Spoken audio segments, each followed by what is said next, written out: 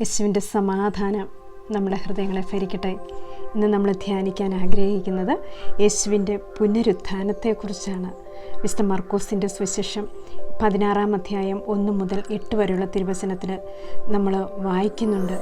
നമ്മുടെ കർത്താവ് ഉത്ഥാനം ചെയ്തു, സകല തിന്മകളെയും കീഴടക്കിക്കൊണ്ട് അവിടുന്ന് രക്ഷകനും നാഥനും കർത്താവും ദൈവവുമായി പുനരുത്ഥാനം ചെയ്തു എന്ന് നമ്മൾ വിശ്വസിക്കുന്നു. ക്രിസ്തുവിൻ്റെ പുനരുത്ഥാനത്തിനെ കുറിച്ച് അപ്പോസ്തലന്മാർ പറയുകയാണ്.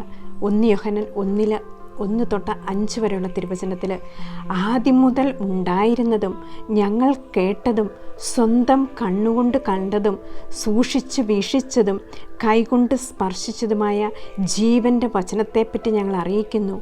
ജീവൻ വെളിപ്പെട്ടു, ഞങ്ങളത് കണ്ടു, അതിന് സാക്ഷ്യം നൽകുകയും ചെയ്യുന്നു. പിതാവിനോടുകൂടി ആയിരുന്നതും ഞങ്ങൾക്ക് വെളിപ്പെട്ടതുമായ നിത്യജീവൻ ഞങ്ങൾ നിങ്ങളോട് പ്രഘോഷിക്കുന്നു.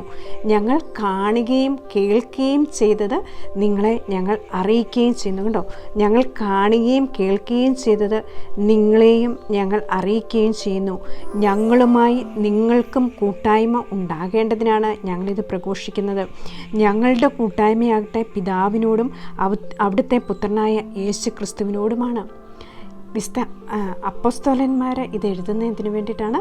അവർ കണ്ണുകൊണ്ട് കണ്ടതും അവർ അനുഭവിച്ചറിഞ്ഞതും അവർ ചെവി കൊണ്ട് കേട്ടതും ആയ എല്ലാ കാര്യങ്ങളെയും കുറിച്ചും അവർ എഴുതുകയാണ്, അവർ വിവരിക്കുകയാണ്. ക്രിസ്തു തൻ്റെ സ്വശരീര രക്തങ്ങൾ കൊടുത്ത് വിലയ്ക്ക് വാങ്ങപ്പെട്ട ദൈവത്തിൻ്റെ സ്വന്തം ജനമാണ് നമ്മൾ ഓരോരുത്തരും. വിശുദ്ധ പത്രോസ്ലീഹ പറയുന്നില്ലേ, 1 പത്രോസ് 1:9-10, എന്നാൽ നിങ്ങൾ തിരഞ്ഞെടുക്കപ്പെട്ട വംശവും രാജകീയ പുരോഹിത ഗണവും വിശുദ്ധ ജനതയും ദൈവത്തിൻ്റെ സ്വന്തം ജനവുമാണ്. അതിനാൽ അന്ധകാരത്തിൽ നിന്ന് തൻ്റെ അത്ഭുതകരമായ പ്രകാശത്തിലേക്ക് നിങ്ങളെ വിളിച്ചവൻ്റെ നന്മകൾ പ്രകീർത്തിക്കണം.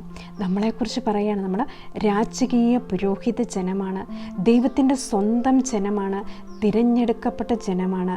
ഈ രാജകീയ പുരോഹിത ഗണത്തിൻ്റെ പ്രത്യേകത എന്താണ്? രാജകീയ പുരോഹിത ജനം എപ്പോഴും ഒരു താഴ്ന്ന തലയത്തിലേക്ക് ഇറങ്ങാൻ പറ്റാത്തതാണ്. തിന്മയിൽ നിന്നും മോചിപ്പിക്കപ്പെട്ട് ദൈവിക സ്വഭാവത്തിൽ പങ്കുകാരായവരാണ് രാജകീയ പുരോഹിത ജനം. രാജാവിൻ്റെ പ്രത്യേകതകൾ നമുക്കറിയാം. ഒരു രാജാവിൻ്റെ പ്രത്യേകത എന്താണ്? അവനെപ്പോഴും ഒരു മഹിമയുണ്ട്, അവനെപ്പോഴും ദൈവത്തിൻ്റെ സ്വന്തമാണ്, അവനെപ്പോഴും പ്രതാപശാലിയാണ്. ഈ രാജാവിൻ്റെ ഗണത്തോടാണ് ദൈവത്തിൻ്റെ തിരഞ്ഞെടുക്കപ്പെട്ടവരെ ഉപമിക്കുക. യെശയ്യാ പ്രവാചകൻ്റെ പുസ്തകം 54-ാം അധ്യായത്തിൽ ആ ക്രിസ്തുവിൻ്റെ പുനരുത്ഥാനത്തിൻ്റെ സമയത്ത് നമ്മൾ വായിക്കുന്ന ഒരു വചനമാണ് യെശയ്യാ 54. നിൻ്റെ സൃഷ്ടാവാണ് നിൻ്റെ ഭർത്താവ്, സൈന്യങ്ങളുടെ കർത്താവ് എന്നാണ് അവിടുത്തെ നാമം, ഇസ്രായേലിൻ്റെ പരിശുദ്ധനാണ് നിൻ്റെ വിമോചകൻ, ഭൂമി മുഴുവൻ്റെയും ദൈവം എന്ന് അവിടുന്ന് വിളിക്കപ്പെടുന്നു. സൃഷ്ടാവാണ് നിൻ്റെ ഭർത്താവ്. ഈ സൃഷ്ടാവാണ് നിൻ്റെ ഭർത്താവ് എന്ന് പറയുമ്പോൾ ദൈവത്തിൻ്റെ മണവാട്ടിയായിട്ട് ക്രിസ്തുവിൻ്റെ സഭയെ ദൈവം തിരഞ്ഞെടുത്ത് ഉണ്ടാക്കുന്ന ഒരു സമയമാണ് കർത്താവിൻ്റെ ആ മരണത്തിലൂടെ. അവിടുന്ന് പുനരുത്ഥാനം ചെയ്തതിൻ്റെ അടയാളമായിട്ടാണ് ദൈവത്തിൻ്റെ സഭയെ വിശേഷിപ്പിക്കുന്നത്. എഫെസ്യർക്ക് എഴുതിയ ലേഖനം 5-ാം അധ്യായത്തിൽ 25-27 വരെയുള്ള തിരുവചനത്തിൽ നമ്മൾ വായിക്കുന്നുണ്ട്, സഭയെ സ്നേഹിക്കുകയും അവളെ വിശുദ്ധീകരിക്കാൻ വേണ്ടി തന്നെ സമർപ്പിക്കുകയും ചെയ്തതുപോലെ നിങ്ങൾ ഭാര്യമാരെ സ്നേഹിക്കണം. അവൻ സഭയെ വിശുദ്ധീകരിക്കുന്നതിന് ജലം കൊണ്ട് കഴുകി വചനത്താൽ വെണ്മയുള്ളതാക്കി. ഇതവളെ കറയോ ചുളിവോ മറ്റു കുറവുകളോ ഇല്ലാതെ മഹത്വപൂർണമായി തനിക്ക് തന്നെ പ്രതിഷ്ഠിക്കുന്നതിനും അവൾ കളങ്കരഹിതയും പരിശുദ്ധയുമായിരിക്കുന്നതിനും വേണ്ടിയാണ്.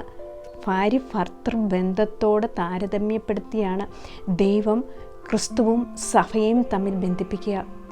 തൻ്റെ രക്തം കൊടുത്ത് വാങ്ങിയ തൻ്റെ മണവാട്ടിയായ സഭയെ അവിടുന്ന് വെളിപ്പെടുത്തുക ശുഭ്രവസ്ത്രധാരിയായിട്ടാണ്. ആ വസ്ത്രം ധരിച്ച് യുവാവായ തൻ്റെ യുവാവിലൂടെ അവിടുന്ന് ആ സ്ത്രീക്ക് വെളിപ്പെടുത്തി കൊടുക്കുകയാണ്, നമ്മുടെ കർത്താവ് ഉയർത്തെഴുന്നേറ്റിരിക്കുന്നു. ക്രൂശിതനായ കർത്താവിനെ ഇനിയും നമുക്ക് ഈ കല്ലറയിൽ ദർശിക്കാൻ സാധിക്കുകയില്ല. പുതിയ ഒരു പുനരുത്ഥാനത്തിൻ്റെ സഭ യേശു തുടങ്ങുകയാണ്. നമ്മുടെ കർത്താവ് ഉയർത്തെഴുന്നേറ്റിരിക്കുന്നു എന്ന് ആദ്യം വെളിപ്പെടുത്തിയത് ദൈവത്തിൻ്റെ മണവാട്ടിയായ ദൈവത്തിൻ്റെ സഭയ്ക്കാണ്. അതിനുശേഷമാണ് അപ്പസ്തോലന്മാർ പോയി ക്രിസ്തുവിൻ്റെ കല്ലറയിൽ പോയി അവർ ബോധ്യപ്പെടുക, അവിടുന്ന് ഉയർത്തെഴുന്നേറ്റിരിക്കുന്നു. അവിടുത്തെ പ്രവചനങ്ങളെല്ലാം പൂർത്തിയാക്കിക്കൊണ്ട് ക്രിസ്തു എന്നേക്കുമായി ഉയർത്തെഴുന്നേറ്റിരിക്കുന്നു എന്ന് ശിഷ്യന്മാർക്ക് ബോധ്യപ്പെട്ടത് ഈ കർത്താവിൻ്റെ മണവാട്ടിയായ സഭയ്ക്ക് ദൈവം വെളിപ്പെടുത്തി കൊടുത്തതിന് ശേഷമാണ്. അപ്പോൾ നമ്മൾ ക്രിസ്തുവിൻ്റെ പുനരുത്ഥാനത്തെക്കുറിച്ച് ധ്യാനിക്കുമ്പോൾ ക്രിസ്തുവിൻ്റെ മരണത്തോടൊപ്പം നമ്മൾ പാപത്തിൽ മരിച്ച് ആ ക്രിസ്തുവിനോടൊപ്പം നമ്മൾ വീണ്ടും ഉയർത്തെഴുന്നേറ്റ് ദൈവത്തിൻ്റെ സഭയെ പരിപാലിക്കുവാനും ദൈവത്തിൻ്റെ പരിശുദ്ധിയിൽ പങ്കുകാരാകുവാനും നമ്മുടെ ഓരോ ആത്മാക്കളെയും അവിടുന്ന് ക്ഷണിക്കുന്നുണ്ട്. ക്രിസ്തുവിൻ്റെ മണവാട്ടി എന്ന് വിശേഷിപ്പിക്കുന്നത് നമ്മുടെ ആത്മാവിനെയാണ്. വിശുദ്ധീകരിക്കപ്പെട്ട പാപങ്ങൾ കഴുകിക്കളഞ്ഞ് അവളെ ചുളിവോ കറയോ കളങ്കമോ ഇല്ലാത്ത ഒരു ആത്മാവായിട്ട് അവിടെ നമ്മളെ വിശേഷിപ്പിക്കുകയാണ്. ക്രിസ്തുവിൻ്റെ പുനരുത്ഥാനത്തോട് ചേർന്ന് നമ്മുടെ ആത്മാവിനെയും അവിടുന്ന് വിശുദ്ധിയിൽ പങ്കുകാരാക്കി അത് എന്നേക്കും നിലനിർത്തിക്കൊണ്ട് പരിശുദ്ധാത്മാവിൻ്റെ അഗ്നിയായി നമ്മൾ ഓരോരുത്തരും മാറുവാനായിട്ട് പ്രാർത്ഥിച്ചുകൊണ്ടും ആഗ്രഹിച്ചുകൊണ്ടും, പ്രത്യേകിച്ച് പരിശുദ്ധ കന്യാമറിയത്തോട് ചേർന്ന് ഈ ദിവസങ്ങളിലെല്ലാം നമ്മൾ ഏറ്റവും കൂടുതൽ പ്രാർത്ഥിക്കേണ്ട സമയമാണ്. അപ്പസ്തോല പ്രവർത്തനം 1-ാം അധ്യായം 14-ാം തിരുവചനത്തിൽ അപ്പസ്തോലന്മാരും പരിശുദ്ധ കന്യാമറിയവും കൂടി ചേർന്ന് പ്രാർത്ഥിച്ചപ്പോഴാണ് അവിടെ പരിശുദ്ധാത്മാവിൻ്റെ പ്രവർത്തനം ഉണ്ടായത്. അവിടുന്ന് പരിശുദ്ധാത്മാവിനെ അയക്കുകയാണ്. ഈ ആത്മാവിനെ നമ്മുടെ ഹൃദയത്തിലേക്കും അയക്കണമേ എന്ന് ദൈവത്തോട് യാചിച്ചുകൊണ്ട് ഈശോ മിശിഹായ്ക്ക് സ്തുതിയായിരിക്കട്ടെ.